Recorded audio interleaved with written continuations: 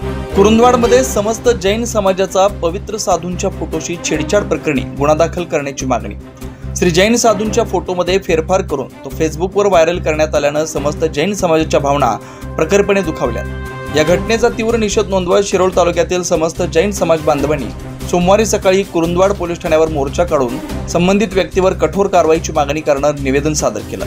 या प्रकरणी सहाय्यक पोलीस निरीक्षक रविराज फडणीस यांनी निवेदन स्वीकारून योग्य ती कायदेशीर प्रक्रिया राबवण्याचं आश्वासन दिलं।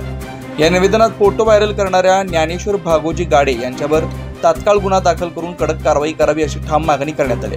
सोशल मीडियावर पवित्र साधूंच्या प्रतिमेचा अवमान करत त्यासोबत छेडछाड करणं हे धार्मिक भावना दुखवणारं कृत्य असून त्यामुळे समाजात तीव्र संताप निर्माण झालाय।